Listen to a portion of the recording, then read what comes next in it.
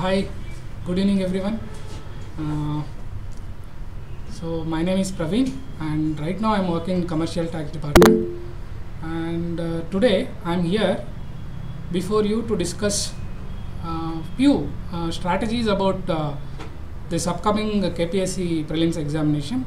You all know by now that the exam is going to be conducted on December 29. So in that regard, we'll try to align our strategies with upcoming exams. So before we strategize about our preparation towards that upcoming prelims examination, let us understand what we get from that question paper that we already placed in August month.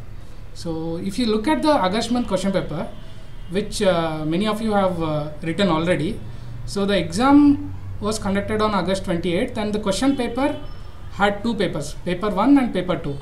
So if you look at the paper 1, so if you break up the paper 1 into different syllabus, we'll see that geography they have asked around 27 question, history they have asked 26 question, polity they have asked almost 20 questions, and current affairs hardly around 15 to 20 questions, economic 12 question, and others 02.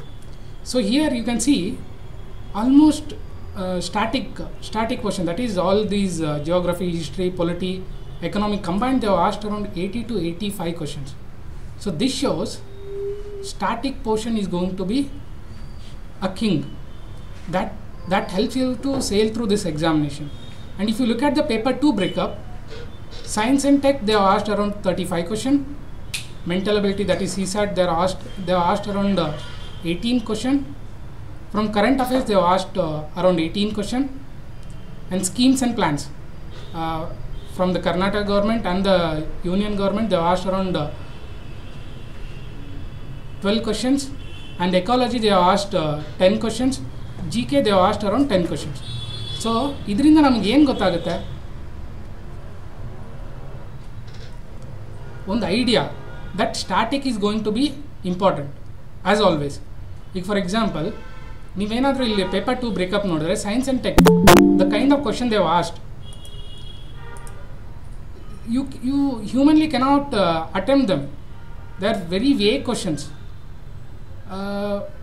ಈಗ mental ಅಬಿಲಿಟಿನೂ ಜಾಸ್ತಿ depend ಆಗೋಕ್ಕಾಗಲ್ಲ, because ಆ ಟೆನ್ಷನಲ್ಲಿ you cannot solve them, because some questions are like trap ಇರುತ್ತೆ, ತುಂಬ time consume ಮಾಡ್ಕೊಳ್ಳುತ್ತೆ.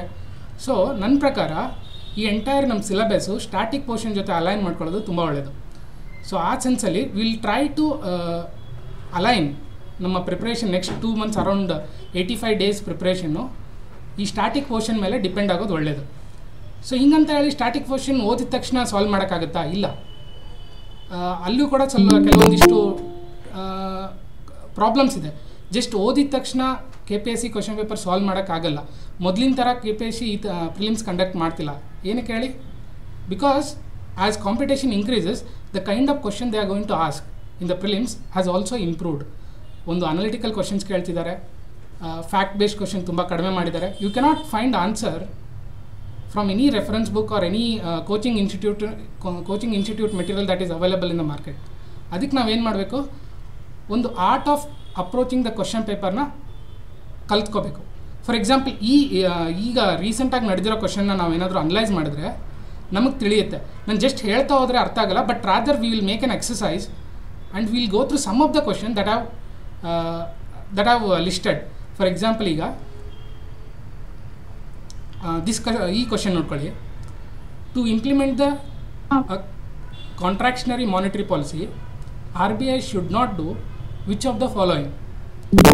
First statement, increase the statutory liquid ratio, decrease the marginal standing facility rate, and C, cut the bank rate and repo rate. ಈಗ 3 statement ಇದೆ ನಮಗೆ. If you jump in to answering, ನಾವು ಏನು ಮಾಡ್ತೀವಿ, ತಪ್ಪು ಮಾಡ್ತೀವಿ. ಏನಕ್ಕಂದರೆ we don't look at the keywords and the directive and the demand of the question. For example ಈ ಫಸ್ಟ್ ಕ್ವಶನಲ್ಲಿ ನಾವೇನು ನೋಡ್ತೀವಿ, ಈ ಶುಡ್ ನಾಟ್ ಡೂ ಅಂತ ಇದೆಯಲ್ಲ, ಶುಡ್ ನಾಟ್ ಡೂ, ಇದನ್ನು ಇಗ್ನೋರ್ ಮಾಡಿಬಿಡ್ತೀವಿ. ಸೊ ಅದಕ್ಕೆ first thing that we should do is do not jump in to answering directly.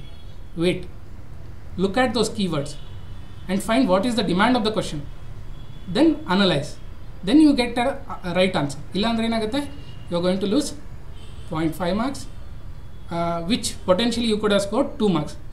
That amounts to point minus 2.50. So ನಿಮ್ಮದು ಆಲ್ಮೋಸ್ಟ್ ಸ್ಕೋರು ಕಡಿಮೆ ಆಯಿತು. ನೆಕ್ಸ್ಟ್ ಕ್ವಶನ್ ನೋಡ್ಕೊಳ್ಳಿ. Sometimes ಕ್ವಶನ್ಸಲ್ಲಿ you have to take certain calculated risk. For example ಈ ಕ್ವಶನಲ್ಲಿ ನೋಡ್ಕೊಳ್ಳಿ, 12th question D ಸೆಟ್ಟಿಂದ. The coalition for disaster resilient infrastructure was launched by Honorable Prime Minister during United Nations Climate Action Summit on 23rd September in New York. The first statement ನೋಡ್ಕೊಳ್ಳಿ ಈಗ. It is a global partnership of national governments and UN agencies only. ಈ only ಅನ್ನೋ word ಇದೆಯಲ್ಲ, this is trap. ಇದು ಒಂಥರ extreme statement. So ನಮಗೆ ಗೊತ್ತು ಏನಿದು, it is coalition for disaster resilient infrastructure. Usually ಏನಾಗುತ್ತೆ, ಇಂಥ ಗ್ಲೋಬಲ್ ಇನಿಷಿಯೇಟಿವ್ಸಲ್ಲಿ ಒಂದು ನಾಲೆಜ್ ಶೇರಿಂಗಿಗೆ ಒಂದು ಪ್ಲ್ಯಾಟ್ಫಾರ್ಮ್ ಮಾಡಿಕೊಡ್ಬೇಕಾಗತ್ತೆ. ಸೊ ಅದಕ್ಕೆ there is always a role for private players to play, because they come in, they bring in their knowledge, they bring in their technological know how. So then only ಆ ಕೋಲಿಷನ್ನು successful ಆಗುತ್ತೆ. So ಅದಕ್ಕೆ only ಅಂತ word ಇದೆಯಲ್ಲ, government and UN agencies, ಅದನ್ನು ತೆಗಿಬೋದು.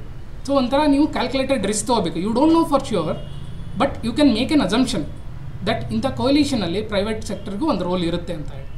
Second statement ನೋಡ್ಕೊಳ್ಳಿ. A network will be develop to advance disaster resilience infrastructure in developing countries with primary focus. ಈ keyword ನೋಡ್ಕೊಳ್ಳಿ, ಪ್ರೈಮರಿ ಫೋಕಸ್ ಆನ್ ಇಂಡಿಯಾ. ಈಗ ಫಸ್ಟ್ ಆಫ್ ಆಲ್ ಈ coalition launch ಮಾಡಿರೋದಲ್ಲಿ United Nation climate action ಸಮಿಟಲ್ಲಿ, ಅಂದರೆ UN ಬಾಡಿಲಿ. So why the primary focus should be only on India or only developing countries? So ಇದನ್ನು ತೆಗಿಬೋದಾ? ಸೊ UN ರಿಲೇಟೆಡ್ ಇರೋದ್ರಿಂದ why only developing countries, why only primary focus is on India? So ಇದನ್ನು ತೆಗೆದ್ರೆ both the statement wrong ಆಗುತ್ತೆ. So you will arrive at the right answer, that is neither A and neither A nor B. So next ನೋಡ್ಕೊಳ್ಳಿ. Sometimes ಏನಾಗುತ್ತೆ, you don't know everything, because current affairs ಅಥವಾ ಈಗ ನಾವು ಏನು ಓದ್ತೀವಲ್ಲ, it is a ocean, you cannot cover everything. ಈ question ನೋಡ್ಕೊಳ್ಳಿ. Consider the following statement. The Reserve Bank of India links all ATMs in India. First statement. Second statement, capital adequacy ratio is for each bank to decide and should be in the range provided by RBI. Third statement, benchmark interest rate are decided by monetary policy committee of India, MPC of RBI. ಈಗ ನಿಮ್ಗೆ ಏನು ಗೊತ್ತಿದೆ ಅದರಲ್ಲಿ ಆಟ ಆಡೋದು ಕಲ್ಕೋಬೇಕು. For example RBI ನಿಮ್ಗೆ ಏನು ಗೊತ್ತು, RBI is a regulatory body. ಅದ್ರ ಮ್ಯಾಂಡೇಟ್ ಏನು, ಮಾನಿಟರಿ ಪಾಲಿಸಿನ ಟ್ವೀಕ್ ಮಾಡೋದು, ಹೆಂಗಾದರೂ ಮಾಡಿ ಮನಿ ಸಪ್ಲೈನ ಕಂಟ್ರೋಲಲ್ಲಿ ಇಟ್ಕೊಳ್ಳೋದು. This is it's mandate. So ಅವ್ರು ಏನಕ್ಕೆ ಎಲ್ಲ ATMsನ ಲಿಂಕ್ ಮಾಡ್ಕೊಳಕ್ಕೆ ಹೋಗ್ತಾರೆ? So this should be your question. ನಿಮ್ಗೆ ಏನು ಗೊತ್ತಿದೆ ನಾಲೆಜು, ಅದನ್ನು ಪ್ರೊಸೆಸ್ ಮಾಡಿ ಒಂದು ಆನ್ಸರ್ ಬರೋಕ್ಕೆ ಟ್ರೈ ಮಾಡಿ. ಫಾರ್ ಎಕ್ಸಾಂಪಲ್ ಇಲ್ಲಿ ಫಸ್ಟ್ ಸ್ಟೇಟ್ಮೆಂಟ್ ರಾಂಗ್ ಆಗುತ್ತೆ. ಏನಕ್ಕೆ? RBI doesn't go in to those functions, because ಅದ್ರ ಮ್ಯಾಂಡೇಟೇ ಬೇರೆ ಇದೆ.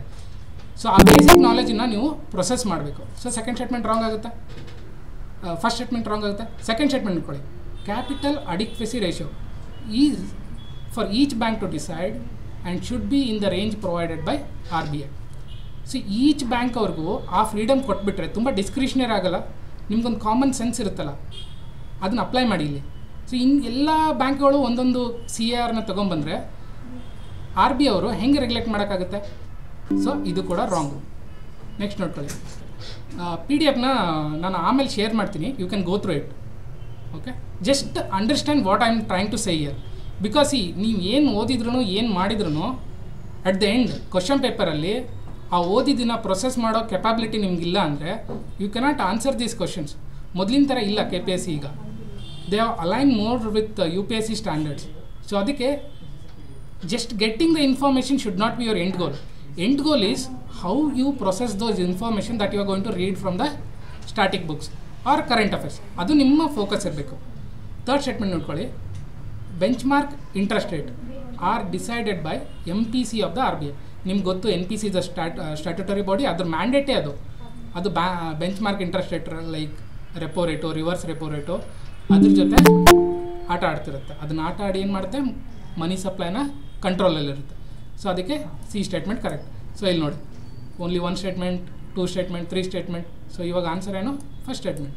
ಸೊ ನಿಮ್ಮ ಹತ್ರ ಇರೋ ನಾಲೆಜನ್ನು ನೀವು ಪ್ರೊಸೆಸ್ ಮಾಡೋದು ಒಂದು ಅಂಡರ್ಸ್ಟ್ಯಾಂಡಿಂಗ್ ನಿಮ್ಮ ಹತ್ರ ಇರಬೇಕು. ನೆಕ್ಸ್ಟ್ ಕ್ವಶನ್ ನೋಡ್ಕೊಳ್ಳಿ, ಸೇಮ್ ಇದೇ ಥರ ಬೇಸಿಕ್ ನಾಲೆಜ್ ಏನಿದೆ ನೋಡ್ಕೊಳ್ಳಿ. ನಿಮಗೆ ಸರ್ಕಾರಿಯ ಕಮಿಷನ್ ಬಗ್ಗೆ ಗೊತ್ತು. First statement, Sarkaria commission was appointed to examine and recommend the changes regarding centre state relation. ನಿಮಗೆ ಗೊತ್ತು ಸೆಂಟರ್ ಸ್ಟೇಟ್ ರಿಲೇಷನ್ ಬಗ್ಗೆ hardly there are very few committees. For example ಒಂದು ಸರ್ಕಾರಿಯ ಕಮಿಷನ್ನು, ಇನ್ನೊಂದು ಪುಂಚಿ ಕಮಿಷನ್ನು. ಓಕೆ, ಸೊ ಇದನ್ನು ಒಪ್ಕೊಳ್ಳೋಣ. First statement correct ಇದೆ. Next, article 122 of the Indian constitution deal with impeachment of the president. Obviously ಎಲ್ಲ constitution ಆರ್ಟಿಕಲ್ನ ನೆನ್ಪಿಟ್ಕೊಳ್ಳೋಕ್ಕಾಗಲ್ಲ. But ನಿಮ್ಗೆ ಏನು ಗೊತ್ತು, ಪ್ರೆಸಿಡೆಂಟ್ ಆರ್ಟಿಕಲ್ ಎಲ್ಲಿ ಬರುತ್ತೆ? ಅರೌಂಡ್ 52 ಹತ್ರ ಬರುತ್ತೆ. ಓಕೆ, ಜುಡಿಷಿಯರಿ ಎಲ್ಲಿಂದ ಸ್ಟಾರ್ಟ್ ಆಗುತ್ತೆ? ಅರೌಂಡ್ 124 ಹತ್ರ. ಓಕೆ, ಸೊ 122 ಹತ್ರ ಪ್ರೆಸಿಡೆಂಟ್ ಆರ್ಟಿಕಲ್ ಹೇಗೆ ಬರುತ್ತೆ? ಹೌದಲ್ಲ? ಆ ಬೇಸಿಕ್ ಅಂಡರ್ಸ್ಟ್ಯಾಂಡಿಂಗ್ ಇದ್ದಿದ್ದನ್ನು ನೀವು ಪ್ರೊಸೆಸ್ ಮಾಡಿ ಇದನ್ನು ರಿಮೂವ್ ಮಾಡ್ಬೋದಾ? ಸೊ ಇದನ್ನು ತೆಗೀರಿ. ನೆಕ್ಸ್ಟ್ ಸ್ಟೇಟ್ಮೆಂಟ್ ಬನ್ನಿ. Power to make laws with respect to divorce and marriage subject lies exclusively, keyword ನೋಡ್ಕೊಳ್ಳಿ, exclusively with parliament of India. ನೀವೇನಾದರೂ ಮನೆಯಲ್ಲಿ ಒಂದು ಸ್ವಲ್ಪ ಅಬ್ಸರ್ವ್ ಮಾಡಿದರೆ, ನಿಮ್ಮ ರಿಲೇಟಿವ್ಸ್ ಅಥವಾ ಫ್ಯಾಮ್ಲೀಸ್ ಅಥವಾ ಅಕ್ಕ ಅಣ್ಣ ಅವ್ರದ್ದು ಯಾರಾದರೂ ಮ್ಯಾರೇಜ್ ಸರ್ಟಿಫಿಕೇಟ್ ನೋಡಿದರೆ ನಿಮ್ಗೆ ಅದರಲ್ಲಿ ಗೊತ್ತಾಗುತ್ತೆ ಕರ್ನಾಟಕ ಮ್ಯಾರೇಜ್ ಆ್ಯಕ್ಟ್ ಅಂತಾನೆ ಸಪ್ರೇಟ್ ಆಗಿದೆ ಒಂದು. So if Karnataka marriage act ಇತ್ತಂದರೆ ಅದರ ಅರ್ಥ ಏನು? State assembly can pass a law on marriage and divorce. ಹೌದಲ್ಲ? ಸೊ ಇಲ್ಲಿ ನೋಡಿ ಸ್ಟೇಟ್ಮೆಂಟಲ್ಲಿ ಏನಿದೆ? Exclusively with parliament of India. ಇದೇನು ತಪ್ಪಲ್ವಾ? ಇದರ ಅರ್ಥ ಏನು? ಡೈವರ್ಸ್ ಆ್ಯಂಡ್ ಮ್ಯಾರೇಜ್ ಎಲ್ಲಿದೆ? ಇದು ಕನ್ಕರೆಂಟ್ ಲಿಸ್ಟಲ್ಲಿದೆ. ಸೊ ಅದಕ್ಕೆ ಇದನ್ನು ತೆಗಿಬೋದಾ? ತೆಗೀರಿ. You will arrive at the answer. That is ಏನು ಕೇಳಿದ್ದಾರೆ? ಕರೆಕ್ಟ್ ಸ್ಟೇಟ್ಮೆಂಟ್ ಕೇಳಿದ್ದಾರೆ. ಕರೆಕ್ಟ್ ಸ್ಟೇಟ್ಮೆಂಟ್ ಏನು? A only. Okay, next statement ತಪ್ಪು ಕೊಟ್ಟಿದ್ದಾರೆ ಇದನ್ನು ಆ್ಯಕ್ಚುಲಿ KPS ಅವರು. ಮುಂದೆ ನೋಡೋಣ. ನೆಕ್ಸ್ಟು ಈ ಕ್ವಶನ್ ನೋಡ್ಕೊಳ್ಳಿ. ಈ ಕ್ವಶನಲ್ಲೂ ಸೇಮ್ ನಿಮ್ಮ ಹತ್ರ ಇರೋ ಇನ್ಫಾರ್ಮೇಷನ್ನ ಪ್ರೊಸೆಸ್ ಮಾಡಿ you have to arrive at the answer. ಈಗ ಫಾರ್ ಎಕ್ಸಾಂಪಲ್ ಈ ಕ್ವಶನಲ್ಲಿ ನೋಡ್ಕೊಳ್ಳಿ.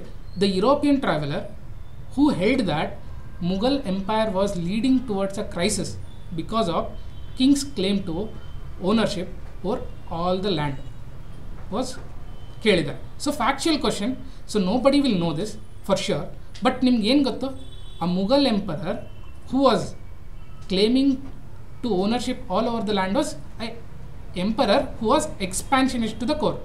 ನಮಗೆ ಗೊತ್ತು ಮುಘಲ್ ಎಂಪರರ್ ಎಷ್ಟು ಜನ ಇದ್ದಾರೆ? ಹಾರ್ಡ್ಲಿ ಒಂದು 5 ಜನ ಇದ್ದಾರೆ. ಬಾಬರು, ಅಕ್ಬರು, ಜಹಾಂಗೀರು, ದೆನ್ ಔರಂಗಜೇಬ್. ಇದರಲ್ಲಿ ಯಾರು ಎಕ್ಸ್ಪಾನ್ಷನಿಸ್ಟು?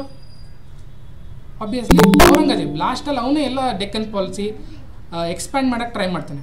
ಸೊ ಈಗ ಒಬ್ಬೊಬ್ಬರನ್ನೇ ಎಲಿಮಿನೇಟ್ ಮಾಡೋಕ್ಕೆ ಟ್ರೈ ಮಾಡಿ. ಫಾರ್ ಎಕ್ಸಾಂಪಲ್ ಫ್ರಾನ್ಸಿಸ್ಕೋ ಪೆಲ್ಸಾಟ್, ನಮ್ಗೆ ಏನು ಗೊತ್ತಿಲ್ಲ, ಹಂಗೆ ಸೈಡ್ಗಿಡಿ. ನೆಕ್ಸ್ಟ್ ಕ್ವಶನ್ ನೋಡ್ಕೊಳ್ಳಿ. ಸರ್ ಥಾಮಸ್ ರೋ ಬಗ್ಗೆ ನಮಗೆ ಗೊತ್ತು, ಅವನು ಜಹಾಂಗೀರ್ ಕೋರ್ಟಿಗೆ ಬಂದಿರ್ತಾನೆ ಅಂತ. ಸೊ ಜಹಾಂಗೀರ್ ಟೈಮಲ್ಲಿ ಬಂದಿದ್ದಂದರೆ ಅವನ ಬಗ್ಗೆ ಏನು ಹೇಳಿರಲ್ಲ, because Jahangir is not a expansionist. ಅವನು ಹೆಂಗಾದರೂ ಮಾಡಿ ಎಕ್ಸ್ಪ್ಯಾನ್ಷನ್ ಮಾಡೋಕ್ಕೆ ಟ್ರೈ ಮಾಡಲ್ಲ. ಸೊ ಸರ್ ಥಾಮಸ್ ರೋನ ತೆಗಿಬೋದು. Next father Monserrate. ನಮಗೆ ಬೇಸಿಕ್ ಏನು ಗೊತ್ತು? ಬೇಸಿಕ್ ನಾಲೆಜ್ ಏನು ಗೊತ್ತು? Father Monserrate was a Portuguese priest. ಅವನು ಅಕ್ಬರ್ನ ಬಂದು ಇಸ್ಲಾಮಿಂದ ಕ್ರಿಶ್ಚಿಯಾನಿಟಿ ಕನ್ವರ್ಟ್ ಮಾಡೋಕ್ಕೆ ನೋಡಿರ್ತಾನೆ. But Akbar is not a expansionist. So ಅವನು ತೆಗಿಬೋದು. ಫ್ರಾಂಕೋಯಿಸ್ ಬರ್ನರ್ ಬಗ್ಗೆ ನಮಗೇನು ಗೊತ್ತು? Basic information. He was a personal physician to Dara Shikoh. ಹೌದಾ? ದಾರಾ ಸಿಖೋ ಯಾರು? Brother of Aurangzeb. So obviously ಇವನ್ ಟೈಮಲ್ಲೇ ಔರಂಗಜೇಬ್ ಇರ್ತಾನೆ.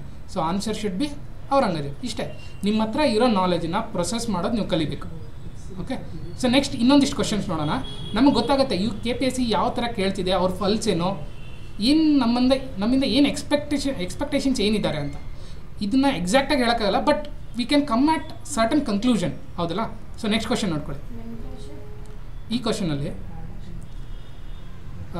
ಸರ್ಟನ್ ಆರ್ಗನೈಸೇಷನ್ ಕೊಟ್ಟಿದ್ದಾರೆ, ರಿಪೋರ್ಟ್ ಟು ಇಂಡೆಕ್ಸ್. ಇದು UPSCಲೂ ಟ್ರೆಂಡು. ಆರ್ಗನೈಸೇಷನು ಅದರ ರೆಸ್ಪೆಕ್ಟಿವ್ ಇಂಡೆಕ್ಸಸ್ನ ಕೇಳ್ತಾರೆ.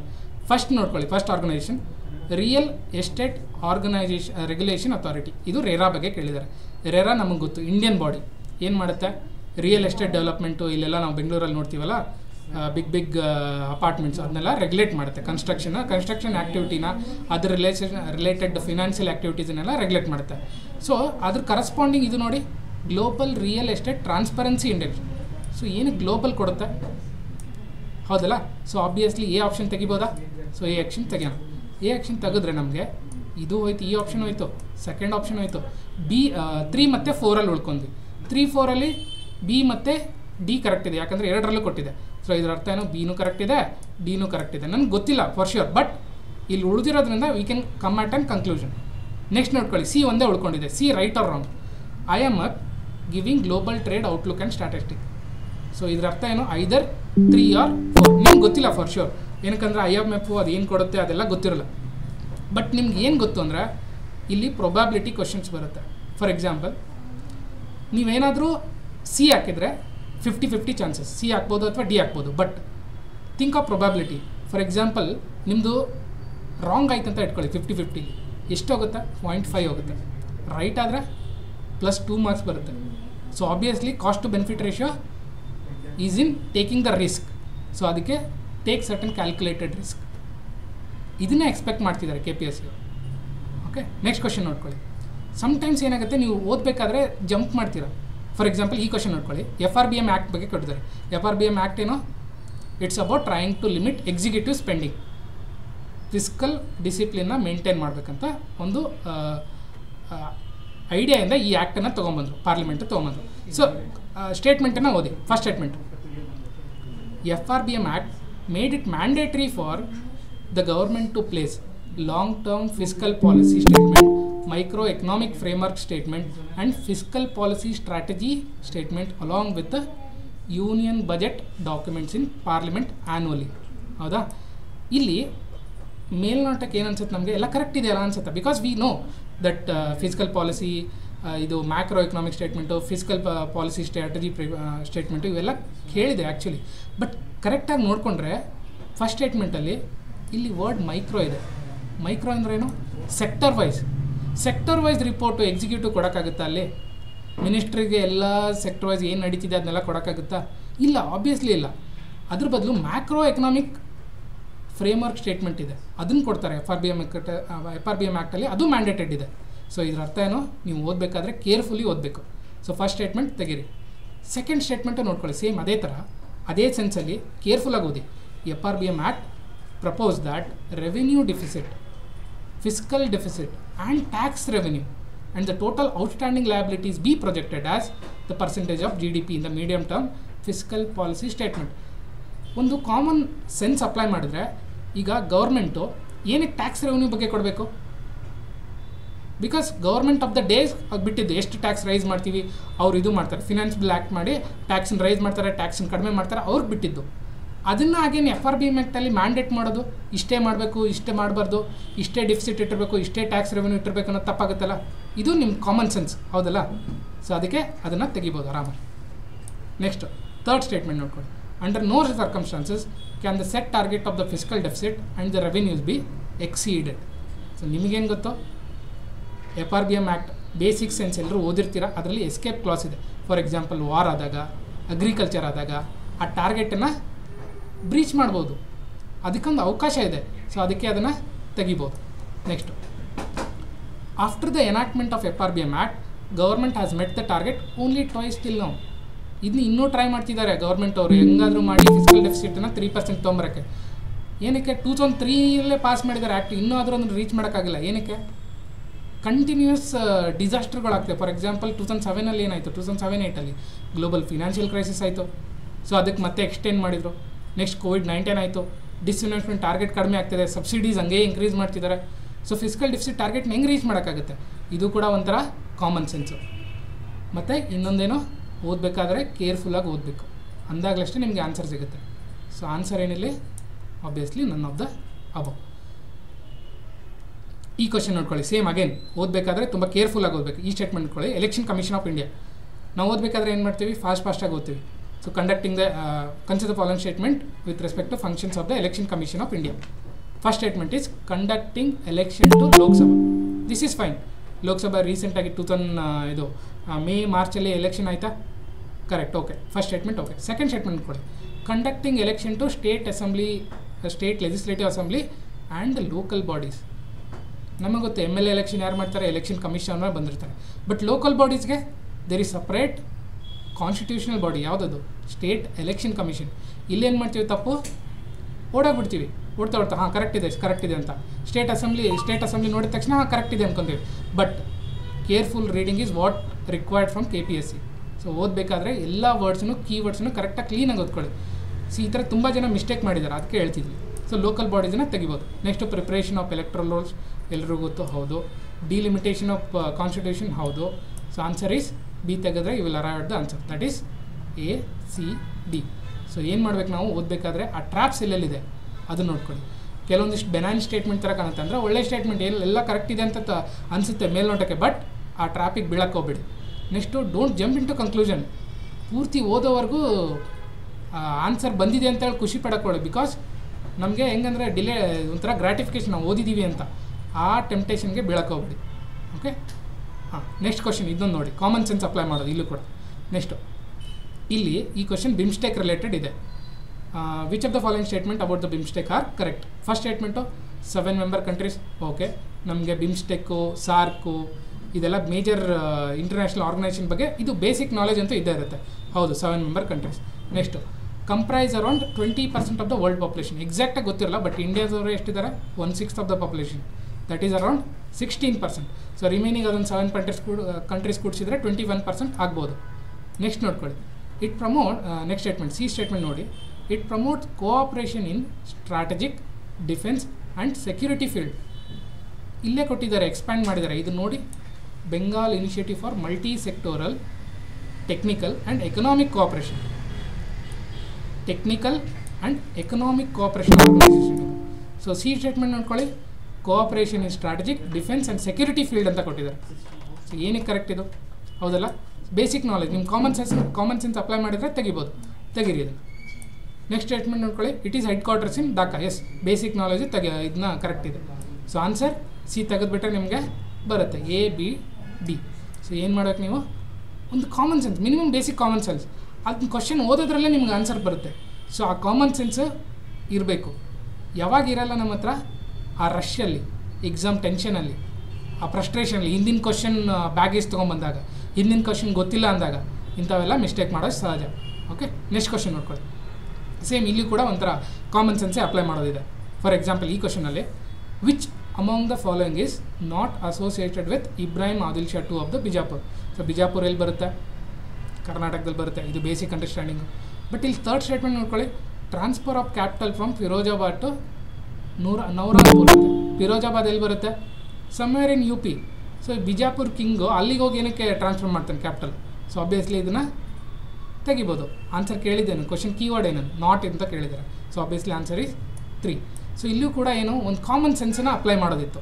ಸೊ KPSCಲಿ ಇದೇ ಥರ ಎಲ್ಲ ಕ್ವಶನ್ ಬರುತ್ತಂತಲ್ಲ, ಬಟ್ ಇಂಥ ಕ್ವಶನ್ ಮಿಸ್ಟೇಕ್ ಮಾಡಿದ್ರೆ obviously will be outside the cut off. Next ಕೆಲವೊಂದು ಸರಿ ಈ ಸಿಲೆಬಸ್ ಯಾವ ಥರ ಅಂದರೆ ಓಷನ್, ಎಲ್ಲನೂ ಕವರ್ ಮಾಡೋಕ್ಕಾಗಲ್ಲ ನಿಮಗೆ. ಅದನ್ನೇ ನಾನು ಇಲ್ಲಿ ಹೇಳಿದ್ದೀನಿ, you don't need to know everything under the sun, but ಆದರೆ ನಿಮ್ಮ ಹತ್ರ ಇರೋ ನಾಲೆಜನ್ನು ಅಂಡರ್ಸ್ಟ್ಯಾಂಡ್ ಮಾಡಿಕೊಂಡು ಅದನ್ನು ಅಪ್ಲೈ ಮಾಡೋದು ಕಲ್ತ್ಕೋಬೇಕು. ಫಾರ್ ಎಕ್ಸಾಂಪಲ್ ಈ ಸ್ಟೇಟ್ಮೆಂಟ್ ನೋಡ್ಕೊಳ್ಳಿ. ಈಗ ಫಸ್ಟ್ ಸ್ಟೇಟ್ಮೆಂಟ್ 89 ಕ್ವಶನಲ್ಲಿ first statement, king Kharavela recovered the idol of the first Jaina which the Nandaraja had taken away from the Kalinga. First of all Kharavela ಇಷ್ಟು ನಮಗೇನು ಗೊತ್ತು? ಒಡಿಸ್ಸಾ ಅಂತ ಗೊತ್ತು. ಓಕೆ, ಇದ್ರ ಮುಂದೆ ಏನು ಗೊತ್ತಿಲ್ಲ. ಮತ್ತು ಥರ್ಡ್ ಸ್ಟೇಟ್ಮೆಂಟ್ ನೋಡ್ತೀವಿ, during the 6th century AD Jain council was held in the Valabhi presided over Sudharma. Again ನಮಗೆ ಏನು ಗೊತ್ತು? ಜೈನ್ ಕೌನ್ಸಿಲ್ ಎಲ್ಲ ಯಾವಾಗ ಆಯಿತು ಅಂತ ಗೊತ್ತಿರುತ್ತೆ, ವಲಬಿಲ್ ಆಯಿತು ಅಂತ ಗೊತ್ತಿರುತ್ತೆ. ಬಟ್ ಹೂ ಪ್ರಿಸೈಡೆಡ್ ಇಟ್ ಅದೆಲ್ಲ ನೆನಪಿರಲ್ಲ. ಅವಾಗ ಏನು ಮಾಡ್ತೀವಿ? ಸುಮ್ಮನೆ ಇದು ನಮಗೆಲ್ಲ ಬಿಟ್ಟೋಗ್ಬಿಡೋಣ ಅಂತ ಬಿಟ್ಟೋಗ್ಬಿಡ್ತೀವಿ. ಆ ತಪ್ಪು ಮಾಡೋಕ್ಕೆ ಹೋಗ್ಬೇಡಿ.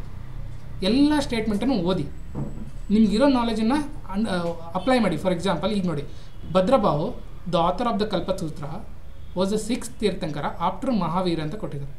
ನಮಗೆ ಭದ್ರಬಾಹು ಬಗ್ಗೆ ಸ್ಟೋರಿ ಗೊತ್ತಾ? ಯಾವಾಗ ಬಿಹಾರ್ ಆ ಕಡೆ ಎಲ್ಲ ಒಂದು ಫೆಮೇನ್ ಬಂದಾಗ ಅವನು ಕೆಳಗಡೆ ಬರ್ತಾನೆ. ಆ್ಯಂಡ್ ಈ was also spiritual guru of Chandragupta. Chandragupta ಯಾವಾಗಿರ್ತಾನೆ? 3rd century. ಮಹಾವೀರ ಯಾವಾಗಿರ್ತಾನೆ? 6th century. ಆಬ್ವಿಯಸ್ಲಿ ನಮ್ಗೆ ಇನ್ನೊಂದು ಬೇಸಿಕ್ ನಾಲೆಜ್ ಏನು ಗೊತ್ತು? Mahavira is the last tirthankar of Jainism. So how can it be that Bhadrabahu is the 6th tirthankara? ಹೌದಲ್ಲ, ಬೇಸಿಕ್ ಕಾಮನ್ ಸೆನ್ಸ್ ಎಲ್ಲ ನಮಗಿರೋ ನಾಲೆಜನ್ನು ಅಪ್ಲೈ ಮಾಡೋದು. ಸೊ ಅದನ್ನು ಆ ಸ್ಕೋಪಿಗೆ ಅನಲೈಸ್ ಮಾಡೋಕ್ಕೆ ಯಾವ ಕ್ವಶನಲ್ಲಿ ನಮ್ಮ ನಾಲೆಜನ್ನು ಅಪ್ಲೈ ಮಾಡ್ಬೋದು, ಅಪ್ಲೈ ಮಾಡಿ ಒಂದು ಆನ್ಸರ್ಗೆ ಬರ್ಬೋದು. That should be your aim. Okay, so ಈ ಕ್ವಶನ್ನ ಬಿ ತೆಗೆದ್ರೆ ನಮಗೆ ಆನ್ಸರ್ ಆರಾಮಾಗಿ A and C ಸಿಗುತ್ತೆ. ನೆಕ್ಸ್ಟ್ ಕ್ವಶನ್ ನೋಡ್ಕೊಳ್ಳಿ. ಸೇಮ್ ಅದೇ ಥರ ನಿಮ್ಗೆ 100% ಎಲ್ಲ ಗೊತ್ತಿರಬೇಕಂತ ಏನಿಲ್ಲ. ನಿಮ್ಗೆ ಏನು ಗೊತ್ತಿದೆ ಅದನ್ನ ಅನಲೈಸ್ ಮಾಡಿ ಅಪ್ಲೈ ಮಾಡಿ. ಫಾರ್ ಎಕ್ಸಾಂಪಲ್ ಈ ಕ್ವಶನಲ್ಲಿ ನೋಡಿ, consider the following statement. National average per hectare yield of the jowar and ragi and bajra is more than the wheat and rice. Wheat and rice ಏನು ಸೀರಿಯಲ್ಸ್, ಈ ಜೋವಾರು ರಾಗಿ ಬಾಜ್ರಾ ಏನು ಮಿಲೆಟ್ಸು. ಫುಡ್ ಸೆಕ್ಯೂರಿಟಿಗೋಸ್ಕರ ಗೌರ್ಮೆಂಟ್ ಅವ್ರು ಏನು ಮಾಡಿದ್ದಾರೆ, ವೀಟು ಮತ್ತು ರೈಸನ್ನ ಪುಷ್ ಮಾಡಿದ್ದಾರೆ. Green revolution is all about it. ಏನಕ್ಕೆ millet was production ಕಡಿಮೆ ಆಗ್ತಿತ್ತು, ಫುಡ್ ಸೆಕ್ಯೂರಿಟಿಗೆ ಚಾಲೆಂಜ್ ಆಗ್ತಿತ್ತು. ಅದಕ್ಕೆ ಏನು ಮಾಡಿದ್ರು ಗೌರ್ಮೆಂಟ್ ಅವರು ಮೇಜರ್ ಪುಷ್ ಕೊಟ್ಟರು. ಐದರ್ ಕನ್ಸ್ಟ್ರಕ್ಟಿಂಗ್ ಕೆನಾಲ್ಸು, ಇರಿಗೇಷನ್ ಫೆಸಿಲಿಟಿ ಅದನ್ನು ಕೊಟ್ಟು ವೀಟು ಮತ್ತು ರೈಸಲ್ಲಿ ಹೈ ಈಲ್ಡಿಂಗ್ ಸೀಡ್ಸ್ ತೊಗೊಂಬಂದು ಅದನ್ನು ಪ್ರೊಡಕ್ಟಿವಿಟಿ ಇನ್ಕ್ರೀಸ್ ಇರುತ್ತೆ ಅಂತ ಹೇಳಿ ಅದನ್ನು ಪುಷ್ ಮಾಡಿದ್ರು. ಆಬ್ವಿಯಸ್ಲಿ ಇದು ಫಸ್ಟ್ ಸ್ಟೇಟ್ಮೆಂಟ್ ರಾಂಗ್ ಆಗುತ್ತೆ, because average hectare yield is less than the cereals. Second statement ಕೊಡಿ, India's millet output has increased significantly in the last decade. ಈಗ ಗೌರ್ಮೆಂಟ್ ಅವರು ತಲೆ ಕೆಡಿಸ್ಕೊಳ್ತಿದ್ದಾರೆ, ಎಲ್ಲ ಗೌರ್ಮೆಂಟ್ ಪಾಲಿಸಿನೂ they are trying to increase the millet output or millet consumption in India. ಅದಕ್ಕೆ international year of millet ಅಂತ ಹೇಳಿ ಪುಷ್ ಮಾಡಿದರು. FSS ಅವರು ಇದು ಈಟ್ ರೈಟ್ ಮೂವ್ಮೆಂಟ್ ಅಂತ ಹೇಳಿ ಒಂದು ತೊಗೊಂಬಂದಿದ್ದಾರೆ. ಮಿಲೆಟ್ ಬಗ್ಗೆ ಅವೇರ್ನೆಸ್ ತೊಗೊಂಬರ್ತಿದ್ದಾರೆ. ಸೊ ಹಿಂಗೆ ಅದು ಇದ್ರ ಅರ್ಥ ಏನು, ಮಿಲೆಟ್ ಪ್ರೊಡಕ್ಷನ್ ಇನ್ನೂ ಕಡಿಮೆ ಇದೆ ಅಂತ ಅರ್ಥ. ಇವ್ರು ಏನು ಕೊಟ್ಟಿದ್ದಾರೆ, significantly increase in the last 2 decades. So ಇದು ಬೇಸಿಕ್ ನಾಲೆಜ್ ಎಲ್ಲ ನಿಮ್ಗೆ ಗೊತ್ತಿರೋದು. ಸೊ ಆಬ್ವಿಯಸ್ಲಿ ತೆಗಿಬೋದಾ, ತೆಗಿ. ನೆಕ್ಸ್ಟ್ ಥರ್ಡ್ ಸ್ಟೇಟ್ಮೆಂಟ್ ನೋಡ್ಕೊಳ್ಳಿ, Karnataka is not the largest millet producing state in the country. ನಮಗೆ ಗೊತ್ತು ಕರ್ನಾಟಕ ಅಲ್ಲ, ಯಾವುದು ರಾಜಸ್ಥಾನ್ ಇದೆ ಲಾರ್ಜೆಸ್ಟ್ ಮಿಲೆಟ್ ಪ್ರೊಡ್ಯೂಸಿಂಗ್ ಸ್ಟೇಟ್. ಇದು ಬೇಸಿಕ್ ನಾಲೆಜು, ಇಷ್ಟು ಗೊತ್ತಿರಬೇಕು ನಮಗೆ. ಓಕೆ, ಸೊ ಆಬ್ವಿಯಸ್ಲಿ ಇದನ್ನು ತೆಗಿಬೋದು. ಸೊ ಇನ್ಕರೆಕ್ಟ್ ಸ್ಟೇಟ್ಮೆಂಟ್ ಕೇಳಿದ್ದಾರೆ, ಯಾವುದು ಇನ್ಕರೆಕ್ಟು? ಒಂದು ನಿಮಿಷ. ಹಾಂ, ಸೆಕೆಂಡು, ಇದು reason for the right last 2 decade, ಇದು ಕೂಡ ತಪ್ಪು. ನಾಟ್ ಅಂತ ಕೇಳಿದ್ದಾರೆ, ಹೌದಲ್ಲ? ಸೊ ಸಿ ಕರೆಕ್ಟ್ ಇದೆ. So A and B. Okay, so ಇಷ್ಟೆಲ್ಲ ಕ್ವಶನ್ ನೋಡಿದ್ರೆ ನಮ್ಗೆ ಒಂದು ಅಂಡರ್ಸ್ಟ್ಯಾಂಡಿಂಗ್ ಏನು ಸಿಗುತ್ತೆ. It's not about just reading. ಎಲ್ಲ ಲೈಬ್ರರಿಲಿ ಕುಂತು 24 hours 16 to 18 hours ಎಲ್ಲ ಕುಂತು ಓದ್ತೀರಾ. But that is not the necessary thing. ನೀವು ಓದಿದ್ದನ್ನು ಅಪ್ಲೈ ಮಾಡಬೇಕು. ಅಪ್ಲೈ ಮಾಡಿದಾಗಲಷ್ಟೇ ನಿಮಗೊಂದು ಇದು ಸಿಗುತ್ತೆ, ಮಾರ್ಕ್ ಸಿಗುತ್ತೆ. ಆ ಅಪ್ಲಿಕೇಶನ್ ಹೆಂಗೆ, ನಾನು ಹೇಳಿದ್ನಲ್ಲ, ಈ ಪಿಲ್ಲರ್ಸ್ ನೆನ್ಪಿಟ್ಕೊಳ್ಳಿ. ಈ ಪಿಲ್ಲರ್ಸೇ ನಿಮಗೆ ಒಂಥರ ಗೈಡಿಂಗ್ ಫೋರ್ಸ್. ಫಾರ್ ಎಕ್ಸಾಂಪಲ್ ಸ್ಟಾರ್ಟಿಂಗಿಂದ ನೋಡಿದ್ರೆ ಕೀವರ್ಡ್ಸನ್ನ ನೋಡ್ತಿರ್ಬೇಕು. ಡೈರೆಕ್ಟಿವ್ ಏನು, ಡಿಮ್ಯಾಂಡ್ ಏನು ಕ್ವಶನ್ದು. ಓಕೆ, ಫಾರ್ ಎಕ್ಸಾಂಪಲ್ ಇಲ್ಲಿ ಶುಡ್ ನಾಟ್ ಡೂ ಅಂತ ಕೊಟ್ಟಿದ್ದಾರೆ, ಹೌದಲ್ಲ? ಈ ಥರ ಕೀವರ್ಡ್ಸ್ ನೋಡ್ಕೊಳ್ಳಿ. ಸಮ್ಟೈಮ್ಸ್ ಕ್ಯಾಲ್ಕುಲೇಟೆಡ್ ರಿಸ್ಕ್ ತೊಗೊಳ್ಳಿ. ನಿಮ್ಗೆ ಗೊತ್ತಿಲ್ಲ ಅಂದರೂ ಒಂದು ಕಾಮನ್ ಸೆನ್ಸ್ ಅಪ್ಲೈ ಮಾಡಿ, ಹೆದರಕ್ಕೆ ಹೋಗಬೇಡಿ. ನೆಗೆಟಿವ್ ಇದೆ ಅಂತ ನಾನು ಹೇಳಿದ್ನಲ್ಲ, ಇನ್ನೊಂದು ಕ್ವಶನಲ್ಲಿ ಕಾಸ್ಟ್ ಟು ಬೆನಿಫಿಟ್ ರೇಷಿಯೋ ಚೆನ್ನಾಗಿ ಸಿಗುತ್ತೆ ನಿಮಗೆ. ನಿಮ್ಮ ಹತ್ರ ಇರೋದನ್ನು ಪ್ರೊಸೆಸ್ ಮಾಡಿ. ನೆಕ್ಸ್ಟು ಅದು ಕ್ಯಾಲ್ಕುಲೇಟೆಡ್ ರಿಸ್ಕ್, ಹಾಗೇನು ಹೇಳಿದ್ನಲ್ಲ, probability, cost to benefit ratio, ಅದನ್ನು ನೆನ್ಪಿಟ್ಕೊಳ್ಳಿ. ಕೆಲವೊಂದು ಸರಿ ಕೇರ್ಫುಲ್ಲಾಗಿ ಓದಬೇಕು, ಸ್ವಲ್ಪ ಟೈಮ್ ಕೊಡಬೇಕು. ಎಲ್ಲೋ ಒಂದು ಕಡೆ ಚಿಕ್ಕದಾಗಿ ನೋಡಿ ಇಲ್ಲಿ ಕಾಣುತ್ತಾ, ಕಾಮನಾಗಿ ಓದ್ಬಿಡ್ಬೇಕಾದ್ರೆ ನಮ್ಮ ತಲೆಯಲ್ಲಿ ಏನಂತ ಅನ್ಕೊತೀವಿ, ಮ್ಯಾಕ್ರೋ ಅಂತ ಅನ್ಕೊಂಡ್ಬಿಡ್ತೀವಿ. ಅದು ದೊಡ್ಡ ತಪ್ಪು. ಇದೇ ಥರ ಇಲ್ಲೂ ಕೂಡ ಟ್ಯಾಕ್ಸ್ ರೆವೆನ್ಯೂ ಏನಕ್ಕೆ ಬರುತ್ತೆ, ಹೌದಲ್ಲ? ಸೊ ಕೇರ್ಫುಲ್ಲಾಗಿ ಓದಬೇಕು. ಇಲ್ಲಿ ಕೂಡ ಲೋಕಲ್ ಬಾಡೀಸ್ ಸ್ಕಿಪ್ ಮಾಡಿಬಿಡ್ತೀವಿ ಓದಬೇಕಾದ್ರೆ, ಆ ತಪ್ಪು ಮಾಡೋಕ್ಕೆ ಹೋಗ್ಬಾರ್ದು. ನೆಕ್ಸ್ಟು ಅಗೇನ್ ಇಲ್ಲಿ ಕೂಡ ಕಾಮನ್ ಸೆನ್ಸ್, ಕ್ವಶನ್ ನೋಡಿದ ತಕ್ಷಣ ಗೊತ್ತಾಗುತ್ತೆ. ಟೆಕ್ನಿಕಲ್ ಆ್ಯಂಡ್ ಎಕನಾಮಿಕ್ ಕೋಆಪ್ರೇಷನ್, ಇಲ್ಲಿ ಡಿಫೆನ್ಸ್ ಆ್ಯಂಡ್ ಸೆಕ್ಯೂರಿಟಿ ಇತ್ತು, ಹೌದಾ? ಇಲ್ಲೂ ಕೂಡ ಸೇಮ್ ಕ್ಯಾಪಿಟಲ್ ಫಿರೋಜಾಬಾದ್ UPಲಿ ಇಲ್ಲೇನಕ್ಕೆ ಬಂತು. ಸೊ ಈ ಥರ ಈ ಒಂದು ಫಂಡಮೆಂಟಲ್ಸ್ನ ಇಟ್ಕೊಂಡು ನಾವು ಕ್ವಶನ್ ಪೇಪರ್ನ ಅಪ್ರೋಚ್ ಮಾಡೋಕ್ಕೆ ಇಟ್ಕೋಬೇಕು. ಓಕೆ, ಸೊ ಇಷ್ಟೆಲ್ಲ ಮಾಡಿದರೆ ನಾವು we can score good amount of marks. For example recent test series recent test ನೋಡಿದ್ರೆ, KPSC ಟೆಸ್ಟ್ ನೋಡಿದ್ರೆ ಮಾರ್ಕ್ಸ್ ತುಂಬ ವೇರಿಯೇಷನ್ ಆಗ್ತಿತ್ತು. ತುಂಬ ಜನಕ್ಕೆ 100, 120, 130 ಈ ಥರ ಇತ್ತು. ಸೊ ಸೇಫ್ ಸ್ಕೋರ್ ಕೇಳಿದ್ರೆ ಅರೌಂಡ್ 135 ಆ್ಯಂಡ್ ಅಬೋವ್ ಇದ್ದರೆ ಸೇಫ್ ಸ್ಕೋರ್. ಓಕೆ, 135ಗಿಂತ ಕಡಿಮೆ ಇದ್ದರೆ you are somewhere in that zone. So ಇನ್ನೂ ನಿಮಗೆ ವರ್ಕ್ ಮಾಡಬೇಕಂದ್ರೆ ಏನು ವರ್ಕ್ ಮಾಡಬೇಕು, ಎಲ್ಲಿ ವರ್ಕ್ ಮಾಡಬೇಕು, ಎಲ್ಲಿಂದ ಸ್ಟಾರ್ಟ್ ಮಾಡಬೇಕು. ಸೊ ಇದನ್ನು ನಾನು ಅನಲೈಸ್ ಮಾಡಿ ಪ್ರತಿಯೊಂದು ಥೀಮಿಂದ, ಪ್ರತಿಯೊಂದು ಸಬ್ಜೆಕ್ಟಿಂದ, ಪ್ರತಿಯೊಂದು ಸ್ಟಾಟಿಕ್ ಪೋರ್ಷನಿಂದ ಕೆಲವೊಂದಿಷ್ಟು ಥೀಮ್ಸನ್ನು ಐಡೆಂಟಿಫೈ ಮಾಡಿದ್ದೀನಿ. ಅದನ್ನು ನೋಡೋಣ. ಈಗ ಫಸ್ಟು ಕರ್ನಾಟಕ ಹಿಸ್ಟ್ರಿ ಬಂದರೆ, ಫಾರ್ ಎಕ್ಸಾಂಪಲ್ ಕರ್ನಾಟಕ ಹಿಸ್ಟ್ರಿಲಿ ಕೆಲವೊಂದಿಷ್ಟು ಥೀಮ್ನ ಐಡೆಂಟಿಫೈ ಮಾಡಿದ್ದೀನಿ. ಆ ಥೀಮ್ಸ್ ನೋಡೋಣ. ಫಸ್ಟ್ ಬ್ಯಾಟಲ್ಸ್ ಥೀಮಿಂದ ತುಂಬ ಕ್ವಶನ್ಸ್ ಬರ್ತಿದೆ. ಫಾರ್ ಎಕ್ಸಾಂಪಲ್ ಬ್ಯಾಟಲ್ ಆಫ್ ತಾಲಿಕೋಟ್ ಎಲ್ರಿಗೂ ಗೊತ್ತಿರುತ್ತೆ, ಮಧಿಕರಿ ನಾಯಕ ವರ್ಸಸ್ ಹೈದರ್ ಅಲಿ, ಪುಲಕೇಶಿ ವರ್ಸಸ್ ಹರ್ಷವರ್ಧನ, ನರ್ಮದಾ ನದಿ ಇದರಲ್ಲಾಯಿತು. ಸೊ ಇವೆಲ್ಲ ಈ ಥರದ ಥೀಮ್ಸ್ ಕೇಳ್ತಿದ್ದಾರೆ. ಎಲ್ಲ battles Karnataka history oriented questions ಏನೇನಿದೆ ಅದನ್ನು ಕ್ಲೀನಾಗಿ ಓದ್ಕೊಳ್ಳಿ. ತಾಲಿಕೋಟಲ್ಲಿ ಯಾರ್ಯಾರು ಫೈಟ್ ಮಾಡಿದರು, ರೋಲ್ ಆಫ್ ಅಳಿಯರಾಮ ಏನಿತ್ತು, ಮಧಿಕರಿ ನಾಯಕ, ವಿಚ್ ಮಧಿಕರಿ ನಾಯಕ, ಪುಲಕೇಶಿ ಮತ್ತು Harshavardhana what was the outcome, ಅದನ್ನು ರವಿಕೀರ್ತಿ ಬರೀತಾನೆ ಒಂದು ಇನ್ಸ್ಕ್ರಿಪ್ಷನ್ಸಲ್ಲಿ. ಸೊ ಬೇಸಿಕ್ ಡೀಟೇಲ್ಸ್ ಈ ಥರ ಅನಲೈಸ್ ಮಾಡ್ಕೊಳ್ಳೋಕೆ ಕಲ್ಕೊಳ್ಳಿ. ಇದನ್ನ ಓದಿ ಕರೆಕ್ಟಾಗಿ ಕ್ಲೀನಾಗಿ ರಿವಿಷನ್ ಮಾಡ್ಕೊತಾ ಇರಬೇಕು. ನೆಕ್ಸ್ಟ್ ಇನ್ನೊಂದು ಥಿಂಗ್ಸ್ ನೋಡ್ಕೊಳ್ಳಿ, ಹಿಸ್ಟಾರಿಕಲ್ ಪ್ಲೇಸಸ್ ಕೇಳಿದ್ದಾರೆ. ಫಾರ್ ಎಕ್ಸಾಂಪಲ್ ಒಂದು ಯಾವುದೋ KPSC ಪ್ರೀವಿಯಸ್ ಇಯರ್ ಕ್ವಶನಲ್ಲಿ ಅಗ್ರಹಾರ ಬಗ್ಗೆ ಕೇಳಿದ್ದಾರೆ. ಈ which of the following agraharas are there in Karnataka ಅಂತ. ಫಾರ್ ಎಕ್ಸಾಂಪಲ್ ಒಂದು ಯಾವುದೋ ಲಕ್ಕುಂಡಿ ಅಂತ ಒಂದಿತ್ತು. ಸೊ ಈ ಥರ ವೇಗ್ ಇದು ಇರುತ್ತಲ್ಲ, ಪ್ಲೇಸಸ್ ಇರುತ್ತಲ್ಲ, ಆ ಥರ ನೋಡ್ಕೊಳ್ಳಿ. ನೆಕ್ಸ್ಟ್ ಕರ್ನಾಟಕ ಅಡ್ಮಿನಿಸ್ಟ್ರೇಷನ್ ಬಗ್ಗೆ ತುಂಬ ಫೋಕಸ್ ಇದೆ. ಫಾರ್ ಎಕ್ಸಾಂಪಲ್ ಈಗ ಇವನು ಕಬ್ಬನ್ನು ಮತ್ತು ಬೋರಿಂಗ್ ಟೈಮಲ್ಲಿ ಏನೇನು ಇನಿಷಿಯೇಟಿವ್ ತೊಗೊಂಡ್ರು, ದಿವಾನ್ಸ್ ಬಂದರು, ಪುಣೆಯಿಂದ ಹಿಡಿದು ವಿಶ್ವೇಶ್ವರಯ್ಯವರೆಗೂ, ಅವ್ರದ್ದೆಲ್ಲ ಇನಿಷಿಯೇಟಿವ್ಸ್ ಏನೇನಿದೆ, ಅವ್ರದ್ದು ಏನೇನು ಇವೆಂಟ್ಸ್ ಏನೇನಾಯಿತು ಅವ್ರ ಟೈಮಲ್ಲಿ, ಯಾವ ಇನ್ಫ್ರಾಸ್ಟ್ರಕ್ಚರ್ ಪ್ರಾಜೆಕ್ಟ್ ಅವರು ತೊಗೊಂಡ್ರು, ಯಾರು ಸ್ಟಾರ್ಟ್ ಮಾಡಿದ್ರು, ಅದೆಲ್ಲ ಬೇಸಿಕ್ ಒಂದು ಅಂಡರ್ಸ್ಟ್ಯಾಂಡಿಂಗ್ ನಿಮ್ಮ ಹತ್ರ ಇರಬೇಕು. ನೆಕ್ಸ್ಟು ಇನ್ನೊಂದು ಥೀಮ್ ಮಾಡ್ಕೊಳ್ಳಿ, ಈ ಫ್ರೀಡಮ್ ಸ್ಟ್ರಗಲಲ್ಲಿ ಏನೇನಾಯಿತು. For example session, important session ಯಾವುದಾದ್ರು ಅದು ಕರ್ನಾಟಕದಲ್ಲಿ ಒಂದೇ ಒಂದು ಸೆಷನ್ ಆಗಿತ್ತು, ಬಟ್ ಆ ಸೆಷನ್ ರಿಲೇಟೆಡ್ ಎಲ್ಲ ಇನ್ಫಾರ್ಮೇಷನು ನಿಮ್ಮ ಹತ್ರ ಇರಬೇಕು. ಪ್ಲೇಸಸ್ ಎಲ್ಲೆಲ್ಲಿ ಏನೇನಾಯಿತು, ಈಸೂರು ಅಂತ ಒಂದು ಯಾವುದೋ ಟ್ರಾಜಿಡಿ ಆಯಿತು, ಈ ಥರ ಒಂದೊಂದು ಇವೆಂಟ್ಸ್ ನಡೆದಿರುತ್ತೆ, ಅದನ್ನೆಲ್ಲ ನಿಮಗೆ ಕ್ಲೀನಾಗಿ ಗೊತ್ತಿರಬೇಕು. ನೆಕ್ಸ್ಟು ಮಾಡರ್ನ್ ಹಿಸ್ಟ್ರಿದಲ್ಲಿ ಏನೇನು ನಾವು ಓದ್ತೀವಲ್ಲ ಅದ್ರ ಪ್ಯಾರಲಲ್ಲಿ ಇಲ್ಲಿ ಕರ್ನಾಟಕದಲ್ಲಿ ಏನೇನಾಯಿತು. ಫಾರ್ ಎಕ್ಸಾಂಪಲ್ ದಂಡಿ ಮಾರ್ಚ್ ಕರ್ನಾಟಕದಲ್ಲಿ ಯಾರು ಏನು ತೊಗೊಂಡ್ರು, ಯಾರು ಇನಿಷಿಯೇಟಿವ್ ತೊಗೊಂಡ್ರು, ಕ್ವಿಟ್ ಇಂಡಿಯಾದಲ್ಲಿ ಯಾರು ಇನಿಷಿಯೇಟಿವ್ ತೊಗೊಂಡ್ರು ಕರ್ನಾಟಕದಲ್ಲಿ, ಬೇರೆ ಬೇರೆ ಭಾಗದಿಂದ, ನಾರ್ತ್ ಕರ್ನಾಟಕದಲ್ಲಿ ಯಾರು ತೊಗೊಂಡ್ರು, ಸೌತ್ ಕರ್ನಾಟಕದಲ್ಲಿ ಯಾರು ತೊಗೊಂಡ್ರು, ಅದೊಂದು ಹೋಲಿಸ್ಟಿಕ್ ಒಂದು ಐಡಿಯಾ ಇರಬೇಕು ನಿಮ್ಮ ಹತ್ರ.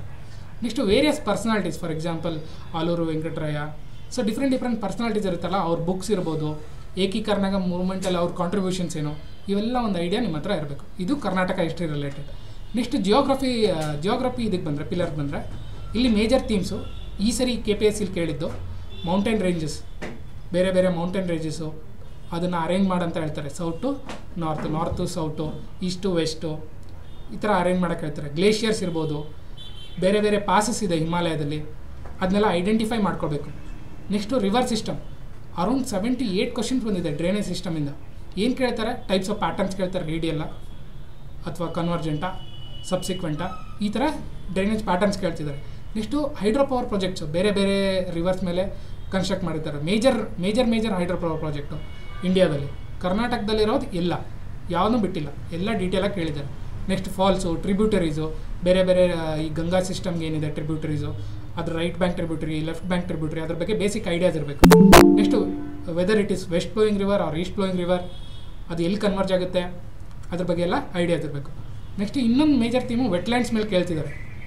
ಫಾರ್ ಎಕ್ಸಾಂಪಲ್ ರಾಮ್ಸರಲ್ಲಿ ಪ್ರತಿ ವರ್ಷ ಒಂದು 10 to 15 ಅಪ್ಡೇಟ್ಸ್ ಆಗ್ತಿದೆ. ಸೊ ಅದೆಲ್ಲ ನೋಡ್ಕೋಬೇಕು. ಆ ಪರ್ಟಿಕ್ಯುಲರ್ ವೆಟ್ಲ್ಯಾಂಡ್ಸಲ್ಲಿ ಫ್ಲೋರಾ ಆ್ಯಂಡ್ ಫೌನಾ ಏನು ಸಿಗುತ್ತೆ, ಅಲ್ಲಿ ಸ್ಪೀಸೀಸ್ ಯಾವುದಿದೆ, ಕೀಸ್ಟೋನ್ ಸ್ಪೀಸೀಸ್ ಇರ್ತವೆ, ಅದನ್ನೆಲ್ಲ ಬೇಸಿಕ್ ಅಂಡರ್ಸ್ಟ್ಯಾಂಡಿಂಗ್ ಇರಬೇಕು. ನೆಕ್ಸ್ಟು ಇನ್ನೊಂದು ಮಿನರಲ್ ಮತ್ತು ಓರಿಂದ, ಈ ಸರಿ ನೋಡಿದರೆ ಹ್ಯೂಮನ್ ಜಿಯೋಗ್ರಫಿ ಫೋಕಸ್ ಮಾಡ್ಕೊಂಡು ತುಂಬ ಕ್ವಶನ್ಸ್ ಕೇಳ್ತಿದ್ದಾರೆ.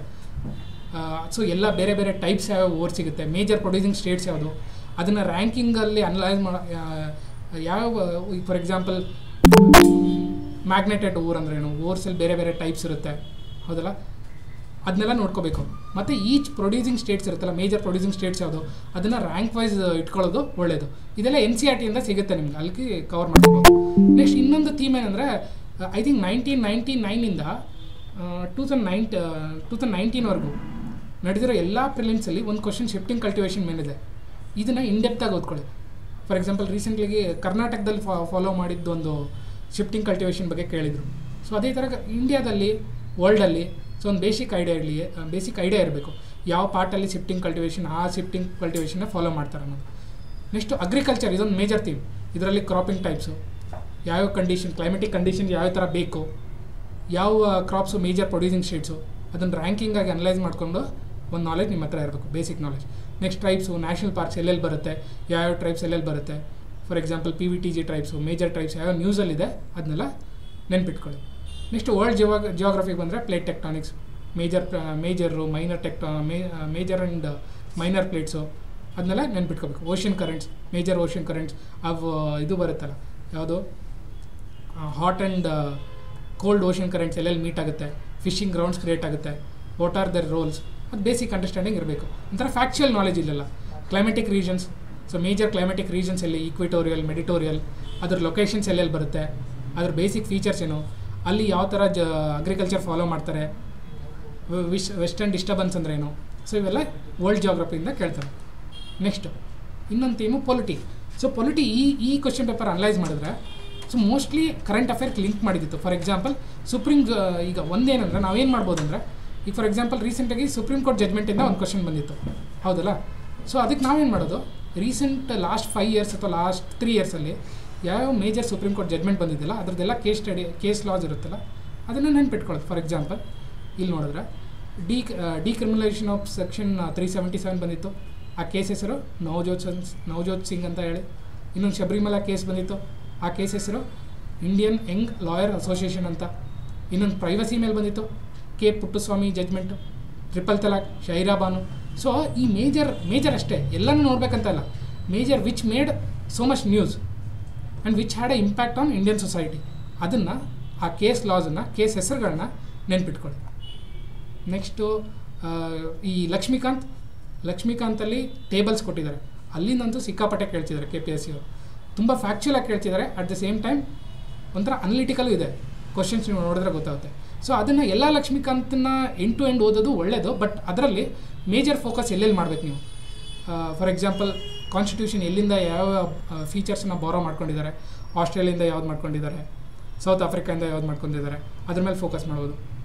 ಈ ಪ್ರೆಸಿಡೆಂಟ್ಸ್ ಆರ್ಡರ್ ಅಂತ ಇದೆ, CM, PM, cabinet secretary, supreme court judge, high court judge, ಅದನ್ನೆಲ್ಲ ತಿಳ್ಕೊಬೋದು. ಬೇರೆ department corresponding bodies, for example CBI ಯಾವ ಮಿನಿಸ್ಟ್ರಿ ಅಂಡರ್ ಬರುತ್ತೆ. ಸೊ ಇಂಥ ಔಟ್ಲೈನರ್ ಕೇಳ್ತಿದ್ದಾರೆ, ಅದನ್ನು ಫೋಕಸ್ ಮಾಡೋದು. ಮತ್ತು ಇನ್ನೊಂದು ಮೇಜರ್ ಥೀಮ್ ಏನಂದರೆ constituent assembly.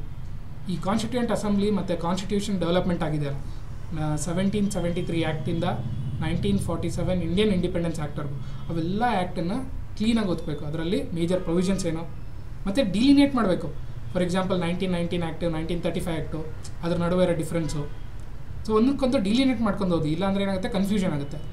Constituent ಅಸೆಂಬ್ಲಿಲಿ major committees ಎಲ್ಲ ಸೆಟಪ್ ಮಾಡ್ತಾರೆ. ಆ ಕಮಿಟಿನ ಬೇರೆ ಫ್ರೀಡಮ್ ಲೀಡರ್ಸ್ ಎಲ್ಲ ಲೀಡ್ ಮಾಡ್ತಾರೆ. ನೆಹರು ಅಂಡರ್ ಯಾವ್ದಾವ್ದು ಬರುತ್ತೆ. ಸೊ ಇದೆಲ್ಲ ಕಮಿಟಿ ಚೇರ್ಮನ್ ಯಾರು, ಇದನ್ನೆಲ್ಲ ನೋಡ್ಕೋಬೇಕು. ನೆಕ್ಸ್ಟು ಇನ್ನೊಂದೇನೆಂದರೆ ಆರ್ಟಿಕಲ್ಲು, ಶೆಡ್ಯೂಲು, ಪಾರ್ಟ್ಸು.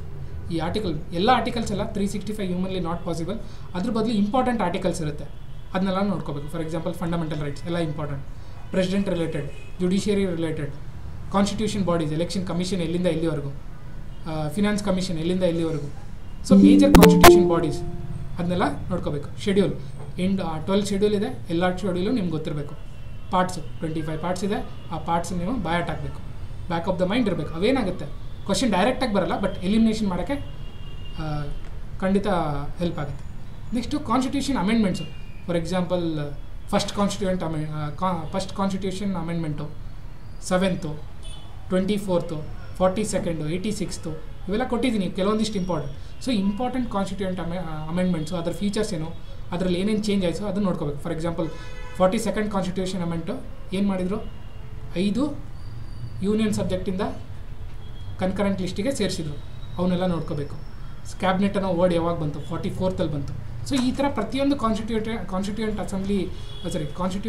ಅಮೆಂಡ್ಮೆಂಟ್ ಆ್ಯಕ್ಟಲ್ಲಿ ಕೆಲವೊಂದಿಷ್ಟು ಫೀಚರ್ಸ್ ಇದೆ, ಇಂಪಾರ್ಟೆಂಟ್ ಫೀಚರ್ಸ್, ಅದನ್ನೆಲ್ಲ ನೋಡ್ಕೋಬೇಕು.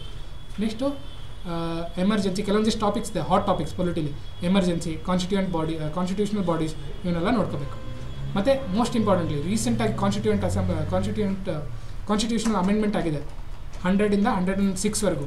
100th is land border agreement with Bangladesh. So ಈ ಥರ 100ಇಂದ 106ವರೆಗೂ ಯಾವ ರೀಸೆಂಟಾಗಿ ಆಗಿದೆ ಅದನ್ನೆಲ್ಲ ಕ್ಲೀನಾಗಿ ನೋಡ್ಕೋಬೇಕು. ನೆಕ್ಸ್ಟ್ ಪಿಲ್ಲರ್ ಬಂದರೆ ಎಕಾನಮಿಲಿಲ್ಲ. ಬೇಸಿಕ್ಲಿ ಅವರು ಏನು ಕೇಳ್ತಿದ್ದಾರೆ, ಕಾನ್ಸೆಪ್ಚುಯಲ್ ಕ್ಲಾರಿಟಿ ಕೇಳ್ತಿದ್ದಾರೆ. ಇನ್ಫ್ಲೇಷನ್ ಅಂದರೆ ಏನು, ಆ ಹಳೆ ಕಾಲದ ಕ್ವಶನ್ಸ್ ಎಲ್ಲ ಕೇಳ್ತಿಲ್ಲ, ಅದ್ರ ಬದಲು ಇನ್ಫ್ಲೇಷನ್ನ ಅಪ್ಲೈಡಾಗಿ ಕೇಳ್ತಿದ್ದಾರೆ. ಸೊ ನಿಮಗೆ ಆ ಅಪ್ಲಿಕೇಶನ್ ಆಫ್ ನಾಲೆಜ್ ಬರಬೇಕು. Okay. Next fiscal and monetary policy, M0, M1, M2, M3, M4, balance of payment, import ಮತ್ತು export. Okay. RBI act, section 7, important ನ್ಯೂಸಲ್ಲಿ ಏನೇನಿದೆ ಅದನ್ನೆಲ್ಲ ನೋಡ್ಕೋಬೇಕು. ಬಟ್ ಅಷ್ಟು ನೋಡ್ಕೊಂಡ್ರೆ ಆಗಲ್ಲ, ಒಂದು ಟ್ರೆಂಡ್ಸ್ ಇದೆ, ಆ ಟ್ರೆಂಡ್ಸ್ ಮೇಲೆ ತುಂಬ ಕೇಳ್ತಿದ್ದಾರೆ ಎಕನಾಮಿಕ್ಸಲ್ಲಿ. ಫಾರ್ ಎಕ್ಸಾಂಪಲ್ FDI ನೋಡಿದ್ರೆ, FDI ಸೆಕ್ಟರ್ ವೈಸ್ ಯಾವ ಸೆಕ್ಟರ್ಸ್ಗೆ ಜಾಸ್ತಿ ಬರ್ತಿದೆ, ಮತ್ತು FDI ಯಾವ ಕಂಟ್ರಿಯಿಂದ ಬರ್ತಿದೆ, ಆ ಟ್ರೆಂಡ್ಸ್ ಕೇಳ್ತಿದ್ದಾರೆ. Okay. Next fiscal deficit. So consistently increase ಆಗ್ತಿದ್ದೀನಾ, ಕನ್ಸಿಸ್ಟೆಂಟ್ಲಿ ಡಿಕ್ರೀಸ್ ಆಗ್ತಿದೆ, ಯಾವ ಥರ ಇದೆ. ಡಿಸ್ಇನ್ವೆಸ್ಟ್ಮೆಂಟ್ ಟಾರ್ಗೆಟ್ ರೀಚ್ ಆಗ್ತಿದ್ದಾರಾ ಇಲ್ವಾ.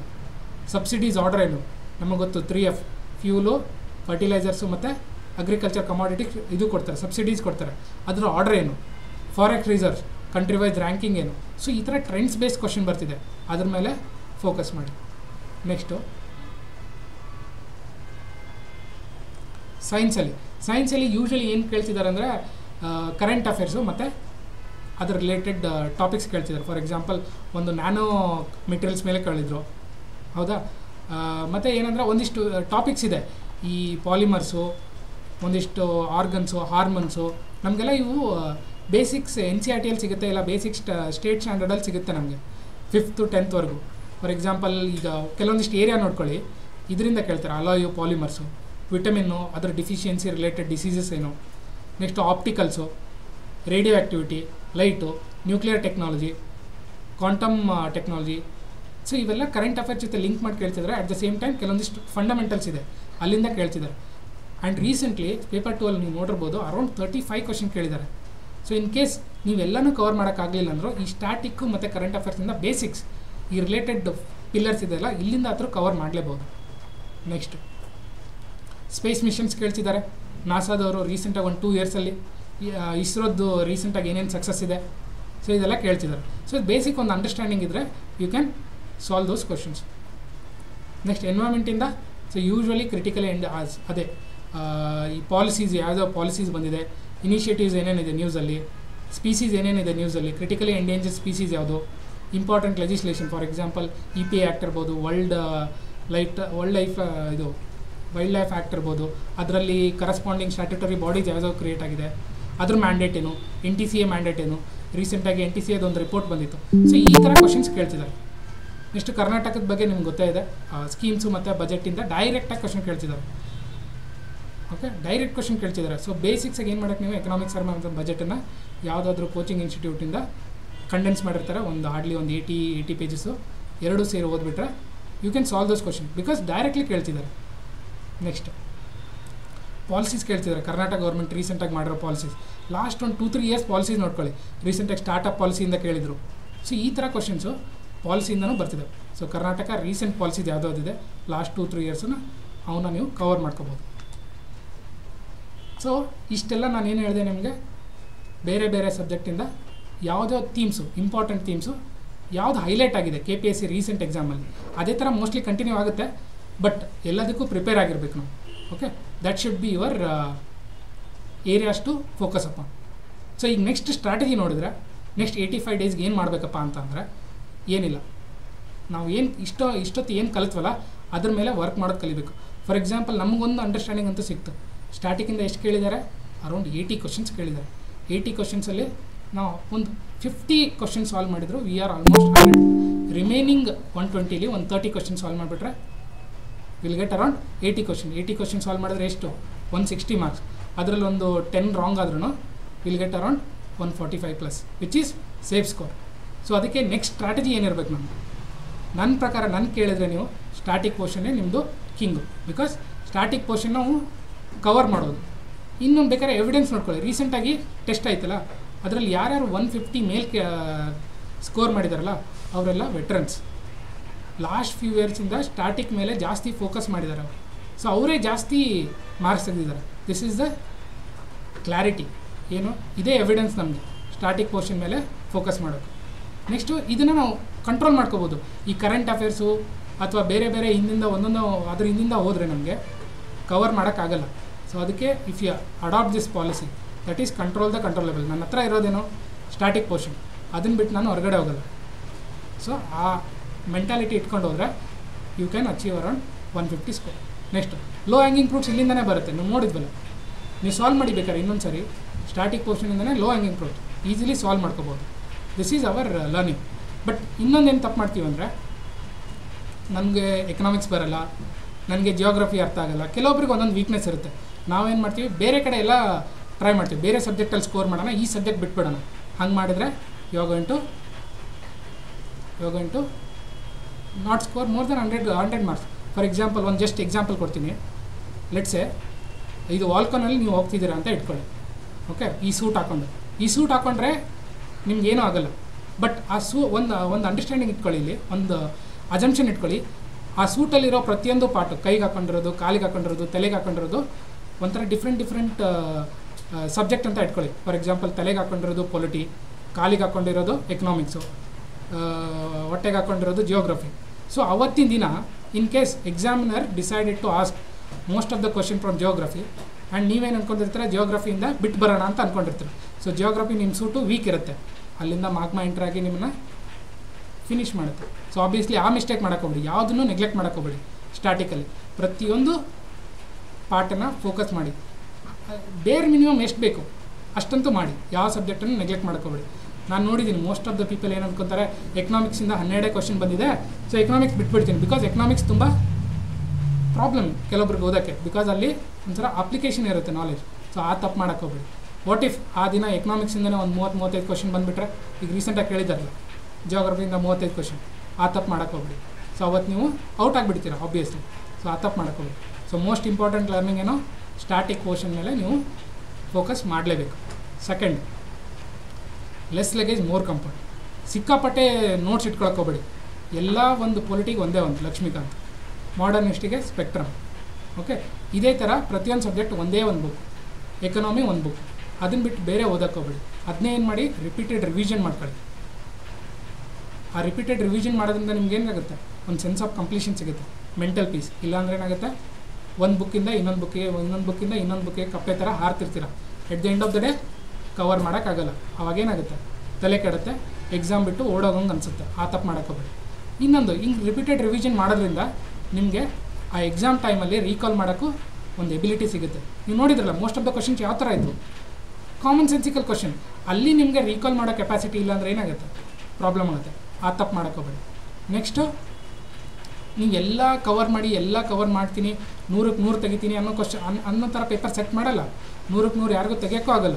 ನಿಮಗೇನು ಬೇಕು, ನಿಮ್ಮ ಟಾರ್ಗೆಟ್ ಏನಿರಬೇಕು, ಕಟ್ ಆಫ್ ಕ್ಲಿಯರ್ ಮಾಡೋದು ಅಷ್ಟೇ ನಿಮ್ಮ ಟಾರ್ಗೆಟ್. ಸೊ ಕಟ್ ಆಫ್ ಎಷ್ಟಿರುತ್ತೆ, 100ಕ್ಕೆ 45 ಇಷ್ಟಿದ್ರೆ ಸಾಕು. ಓಕೆ, 100ಕ್ಕೆ 45 ಅಂದರೆ ಇನ್ನು ಇದಕ್ಕೆ ಎಷ್ಟಾಯಿತು, 400ಕ್ಕೆ ಇವು ಆಲ್ಮೋಸ್ಟ್ ಕ್ರಾಸ್ 200 ಹತ್ತತ್ರ ಬಂದು. ಸೊ ನಿಮ್ಮ ಟಾರ್ಗೆಟ್ ಏನಿರಬೇಕು, ಕಟ್ ಆಫ್ ಎಲ್ಲ 100ಕ್ಕೆ 100 ಬರಬೇಕನ್ನೋ ಮೆಂಟಾಲಿಟಿನ ತೆಗೀರಿ. ಸೊ ಏನು ಮಾಡೋಕ್ಕೆ, ನೀವು ಎಷ್ಟಾಗುತ್ತೆ ಅಷ್ಟು ಕಡಿಮೆ ಸೋರ್ಸಸ್, ಅದನ್ನು ರಿಪೀಟೆಡ್ ರಿವಿಷನ್, ಅದರಿಂದ ನಿಮಗೆ ಮೆಂಟಲ್ ಪೀಸ್ ಸಿಗುತ್ತೆ. ನೆಕ್ಸ್ಟ್ ಇನ್ನೊಂದು ಹೇಳ್ತೀನಿ, ಕರೆಂಟ್ ಅಫೇರ್ಸ್. ಸೊ ಎಕ್ಸಾಮ್ ಬಂತು, ಇನ್ನೂ 85 ಡೇಸ್ ಇದೆ. ನಾವೇನು ಮಾಡ್ತೀವಿ, ಮಾರ್ಕೆಟ್ ಇಲ್ಲಿರೋ ಎಲ್ಲ ಕರೆಂಟ್ ಅಫೇರ್ಸು ತೊಗೊಂಬಂದು ಓದೋಕ್ಕೆ ಸ್ಟಾರ್ಟ್ ಮಾಡ್ತೀವಿ. ಅಂಥ ದೊಡ್ಡ ತಪ್ಪು ಮಾಡೋಕ್ಕೋಗ್ಬೇಡಿ. Do not overdo it. ಏನಕ್ಕೆ, ಕವರ್ ಮಾಡಿದರೆ ನಿಮ್ಗೆ ಎಷ್ಟು ಬರುತ್ತೆ ಹಾರ್ಡ್ಲಿ ಕ್ವಶನ್ಸು, ಒಂದು 30. ಅದರಿಂದ ನೀವು ಪೂರ್ತಿ ಎಲ್ಲ ಟೈಮನ್ನು ಸ್ಪೆಂಡ್ ಮಾಡೋಕ್ಕಾಗುತ್ತಾ, ಬಂದ್ರೂ ಕವರ್ ಮಾಡೋಕ್ಕಾಗುತ್ತಾ? ಕೆಲವೊಂದಿಷ್ಟು ಕರೆಂಟ್ ಅಫೇರ್ಸ್ ಹೆಂಗಿದೆ ಅಂದರೆ 5 ವರ್ಷದ ಹಿಂದಿಂದಿದೆ, ಅದನ್ನೆಲ್ಲ ಕವರ್ ಮಾಡೋಕ್ಕಾಗಲ್ಲ. Humanly not possible. ಬಿಟ್ಬಿಡಿ ಆ ಐಡಿಯಾದಿಂದ. ಅದ್ರ ಬದಲು ಒಂದೇ ಒಂದು ಟೆಸ್ಟ್ ಸೀರೀಸಿಂದ ಯಾವುದಾದ್ರೂ ಸ್ಟ್ಯಾಂಡರ್ಡ್ ಮೆಟೀರಿಯಲ್ಸ್ ಇದೆ, ಕರೆಂಟ್ ಅಫೇರ್ಸ್ ಮೆಟೀರಿಯಲ್ಸ್, ಮ್ಯಾಗ್ಝಿನ್ಸ್ ಆಗಲಿ, monthly magazines or yearly magazines, ಅದನ್ನು ಫೋಕಸ್ ಮಾಡ್ಕೊಳ್ಳಿ. ಒಂದೇ ಇನ್ಸ್ಟಿಟ್ಯೂಟು, ಅದನ್ನೇ ರಿಪೀಟೆಡ್ ರಿವಿಷನ್. ಸೆಕೆಂಡು, ಕೆಲವೊಬ್ರು ಕ್ವಶನ್ ಕೇಳ್ತಾರೆ, what is the timeline sir, ಎಷ್ಟು ವರ್ಷದ ಹಿಂದಿಂದ ಓದಬೇಕು ಸರ್? ನನ್ನ ಪ್ರಕಾರ ಲಾಸ್ಟ್ 6 ಮಂತು ಲಾಸ್ಟ್ 6 ಮಂತಿಂದ ಇವಾಗಿನವರೆಗೂ should be your primary focus. Okay, ಏಪ್ರಿಲಿಂದ ಅದು ಆದರೆ 12 ಮಂತ್ಸಿಗೆ ಹೋಗಿ. ಓಕೆ, ಅದಾದರೆ only if you are able to achieve it, ಆವಾಗ 12 ಮಂತ್ಸಿಗೆ ಹೋಗಿ. ಲಾಸ್ಟ್ 1 ಇಯರ್ ಅಷ್ಟು ಮುಗಿಸಿದ್ರೆ ಆಮೇಲೆ ಕಂಟೆಂಪ್ರರಿ ಅಫೇರ್ಸ್ ಲಾಸ್ಟ್ 2-3 ಇಯರ್ಸಲ್ಲಿ ನಾನು ಹೇಳಿದ್ನಲ್ಲ ಮೇಲ್ಗಡೆ ಥೀಮ್ ವೈಸ್, ಆ ಥೀಮ್ ವೈಸ್ ಹೋಗಿ ಕಲೆಕ್ಟ್ ಮಾಡ್ಕೊಂಡು ಸ್ಟಾರ್ಟ್ ಮಾಡಿ.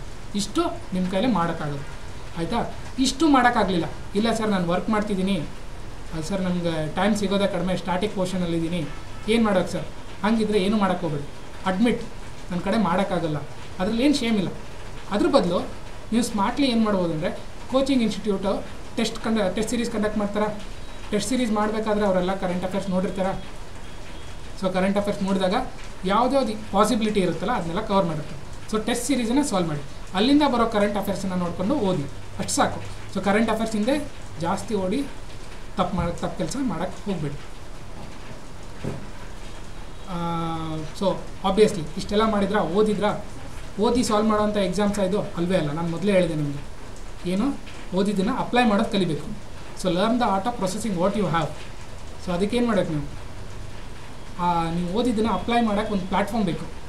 ಯಾವ ಪ್ಲ್ಯಾಟ್ಫಾರ್ಮ್? ಮಾರ್ಕೆಟಲ್ಲಿ ಏನಿದೆ? Test series. Obviously test series ಇಲ್ಲ ಅಂದರೆ ನೀವು ಓದಿದ್ದನ್ನು ಅಪ್ಲೈ ಮಾಡೋಕ್ಕೆ ಆಗಲ್ಲ. ಇಲ್ಲ ಅಂದರೆ ಏನಾಗುತ್ತೆ, ಸುಮ್ಮನೆ ಪ್ಯಾಸಿವಾಗಿ ಓದ್ತಿರ್ತೀರ ಲೈಬ್ರರಿಲಿ, ಡೇ ಡ್ರೀಮ್ ಮಾಡ್ತಿರ್ತೀರ. ಆ ತಪ್ಪು ಮಾಡೋಕ್ಕೆ ಹೋಗಬೇಡಿ. Active revision is what essential for this exam.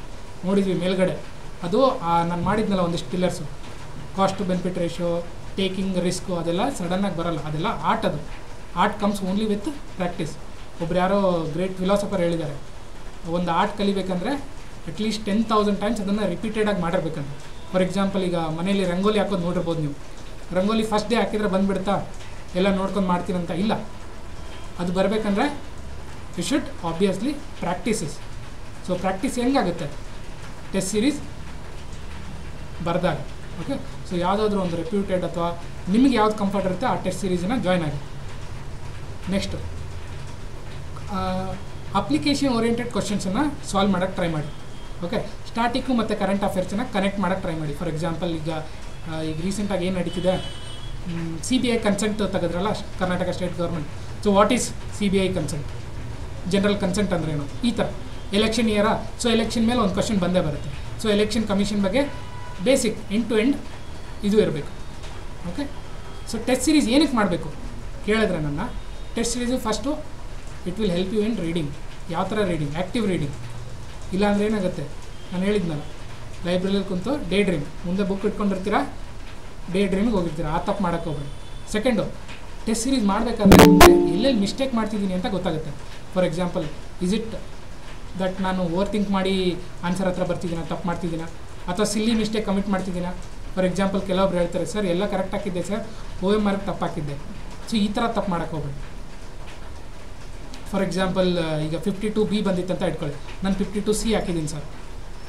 So ಈ ಥರ ತಪ್ಪು ಮಾಡ್ಕೊಳ್ಳಿ. ಇದಕ್ಕೂ ಎಲ್ಲ ಸೊಲ್ಯೂಷನ್ ಇದೆ. ಫಾರ್ ಎಕ್ಸಾಂಪಲ್ 52B ಬಂತ, ಅಲ್ಲಿ B ಹಾಕಬೇಕಾ OMRಲ್ಲಿ? For example back of the mind ಹಾಕೋಕ್ಕಿಂತ ಮುಂಚೆ 52B ಅಂತ ಹೋಗಿ ಅಲ್ಲಿ Bಗೆ ಹಾಕಿ, ಇಲ್ಲಾಂದರೆ Cಗೆ ಹಾಕೋದು ತಪ್ಪುತ್ತೆ. ಈ ಥರ ಸಿಲ್ಲಿ ಮಿಸ್ಟೇಕ್ ಎಲ್ಲೆಲ್ಲಿ ಮಾಡ್ತಿದ್ದೀರಾ ಅಂತ ಟೆಸ್ಟ್ ಸೀರೀಸ್ ಕಂಡಕ್ಟ್ ಮಾಡಿದಾಗಲೇ, ಟೆಸ್ಟ್ ಸೀರೀಸ್ ಅಟೆಂಡ್ ಆದಾಗಲೇ ಗೊತ್ತಾಗುತ್ತೆ. ನೆಕ್ಸ್ಟು ನಿಮ್ಗೆ ಏನು ಮಿಸ್ಸಿಂಗ್ ಆಗ್ತಿದೆ ಟೆಸ್ಟ್ ಸೀರೀಸಲ್ಲಿ, ಓದಬೇಕಾದ್ರೆ ಏನೇನು ಮಿಸ್ಸಿಂಗ್ ಇದೆ ಅದು ಗೊತ್ತಾಗುತ್ತೆ. For example, is it because of lack of revision? Is it because of conceptual clarity ಇಲ್ಲ ನಿಮ್ಮದು? ಸೊ ಟೆಸ್ಟ್ ಸೀರೀಸ್ ಅಟೆಂಡ್ ಆದಾಗಲೇ ಗೊತ್ತಾಗುತ್ತೆ. ಇವೆಲ್ಲ ಮಾಡೋದ್ರಿಂದ ನಿಮ್ಗೆ ಏನಾಗುತ್ತೆ, ಒಂದು ಆ KPSC ಡಿಮ್ಯಾಂಡ್ ಇರೋ ಪ್ರಿಲಿಮ್ಸ್ ಟೆಸ್ಟ್ ಸೀರೀಸನ್ನು ಸಾಲ್ವ್ ಮಾಡೋಕ್ಕೆ ನಿಮ್ಮ ಮೈಂಡನ್ನು ಅಲೈನ್ ಮಾಡ್ಕೋಬೋದು. So that should be your goal, ಹೌದಲ್ಲ? ಸೊ ಅದಕ್ಕೆ ಟೆಸ್ಟ್ ಸೀರೀಸ್ ಅಟೆಂಡ್ ಆಗುತ್ತೆ. ಓಕೆ, ಇಷ್ಟು ನಾನು ಹೇಳ್ತೀನಿ. ಇದ್ರ ಜೊತೆಗೆ ಇನ್ನೊಂದು ನಾನು ಏನು ಹೇಳ್ತೀನಿ ಅಂದರೆ, ಈಗ ಆಲ್ರೆಡಿ ನೀವು August 28ಗೆ ಟೆಸ್ಟ್ ಕೊಟ್ಟಿದ್ದೀರಾ. ಆಲ್ಮೋಸ್ಟ್ ಎಲ್ಲರೂ ನನ್ನ ಪ್ರಕಾರ ಒಂದು ಸರಿ ಸಿಲೆಬಸ್ಸು ಮುಗಿಸಿದ್ದೀರಿ. ಸೊ ಈಗ ಮತ್ತೆ ಅಗೇನ್ ಏನೋ ಪಿಲ್ಲರ್ ವೈಸ್ ಪೊಲಿಟಿ ಎಲ್ಲ ಸಾಲ್ವ್ ಮಾಡೋಕ್ಕೆ ಹೋಗ್ತೀನಿ, ಜಿಯೋಗ್ರಫಿ ಎಲ್ಲ ಸಾಲ್ವ್ ಮಾಡೋಕ್ಕೆ ಹೋಗ್ತೀನಿ, ಅದನ್ನು ಮಾಡೋಕ್ಕೆ ಹೋಗ್ಬೇಡಿ. ಯಾವುದಾದ್ರೂ ಫುಲ್ ಆ್ಯಂಡ್ ಟೆಸ್ಟ್ ಸೀರೀಸ್ ಇರೋರು ಕಂಡಕ್ಟ್ ಮಾಡ್ತಿರೋ ಅಂಥ ಕೋಚಿಂಗ್ ಇನ್ಸ್ಟಿಟ್ಯೂಟ್ ಜಾಯ್ನ್ ಆಗಿ. ಏನಕ್ಕೆ? Because at the end of the day question paper ಬರೋದು ಬೇಸಿಕ್ ನಾಲೆಜಿಂದ ಬರ್ತಿಲ್ಲ, ಅಪ್ಲೈಡ್ ಕೇಳ್ತಿದ್ದಾರೆ. ಸೊ ಅದಕ್ಕೆ ಎಲ್ಲ ನಾಲೆಜನ್ನು ಪ್ರೊಸೆಸ್ ಮಾಡೋ ಎಬಿಲಿಟಿ ಬೇಕು ನಿಮಗೆ. ಸೊ ಅದಕ್ಕೆ ಫುಲ್ ಆ್ಯಂಡ್ ಟೆಸ್ಟ್ ಸೀರೀಸ್ ಯಾರು ಕಂಡಕ್ಟ್ ಮಾಡ್ತಿದ್ದಾರೆ ಅದನ್ನು ಜಾಯ್ನ್ ಆಗಿ. ಇಷ್ಟು ಹೇಳಿ I will end my session. In case if you have any question, so ಏನಾದರೂ ನಿಮಗೆ ಡೌಟ್ ಇತ್ತಂದರೆ ಕಾಮೆಂಟ್ ಸೆಕ್ಷನಲ್ಲಿ ಹಾಕಿ, ನಾನು ಆನ್ಸರ್ ಮಾಡೋಕ್ಕೆ ಟ್ರೈ ಮಾಡ್ತೀನಿ. ಎಕನಾಮಿಕ್ಸ್ ಸರ್ವೆ ಮತ್ತು ಬಜೆಟನ್ನು ಯಾವುದಾದ್ರೂ ರೆಪ್ಯೂಟೆಡ್ ಇದು ಇರುತ್ತೆ, ಕೋಚಿಂಗ್ ಇನ್ಸ್ಟಿಟ್ಯೂಟ್ ಅವರು ಕಂಡೆನ್ಸ್ ಮಾಡಿರ್ತಾರೆ, ಅದನ್ನ ಓದಿ ಸಾಕು. ಅದಕ್ಕಿಂತ ಜಾಸ್ತಿ ಓದೋಕ್ಕೆ ಹೋಗಬೇಡಿ. ಯಾಕಂದರೆ ಎಕನಾಮಿಕ್ಸ್ ಸರ್ವೆ ಅದೆಲ್ಲ ಅದು 200-300 ಪೇಜಸ್ಗೆಲ್ಲ ಹೋಗುತ್ತೆ. ಅಷ್ಟೆಲ್ಲ ಬೇಡ. ಯಾರಾದರೂ ಮಾರ್ಕೆಟಲ್ಲಿ ಸಿಗುತ್ತೆ ನಿಮಗೆ, ಚಂದ್ರ ಲೇಔಟಲ್ಲಿ ಸಿಗುತ್ತೆ, ಧಾರವಾಡಲ್ಲೂ ಸಿಗುತ್ತೆ. ಸೊ ಅಲ್ಲಿಂದನೇ ಕವರ್ ಮಾಡಿ. ಅದೊಂದು ಹಾರ್ಡ್ಲಿ ಒಂದು 40-50 ಪೇಜಸ್ ಇರುತ್ತೆ. Hello sir, I am comfortable with prelims part, but could you please suggest me how to prepare for essay part regarding the state subject? Again, ಎಸ್ಸೆಗೆ ನಾನು ಕೇಳಿದಂಗೆ KPSCಲಿ ಲಾಸ್ಟ್ ಫ್ಯೂ ಇಯರ್ಸ್ ಇದು ನೋಡ್ಕೊಳ್ಳಿ, topics ನೋಡ್ಕೊಳ್ಳಿ. 2014 ಇದೆ, 2015 batch ಇದೆ, 2019 batch ಇದೆ. ನೀವು ಒಂದು ಸರಿ ಏನು ಮಾಡಬೇಕಂದ್ರೆ ಆ ಟಾಪಿಕ್ಸ್ನ ನೋಡ್ಕೊಳ್ಳಿ, ನಿಮ್ಗೊಂದು ಅಂಡರ್ಸ್ಟ್ಯಾಂಡಿಂಗ್ ಬರುತ್ತೆ. ಒಂದು ಹಾರ್ಡ್ಲಿ ಒಂದು ಸ್ಟೇಟ್ ಸಬ್ಜೆಕ್ಟ್ ಮೇಲೆ ಒಂದು ಕ್ವಶನ್ ಇದ್ದೇ ಇರುತ್ತೆ.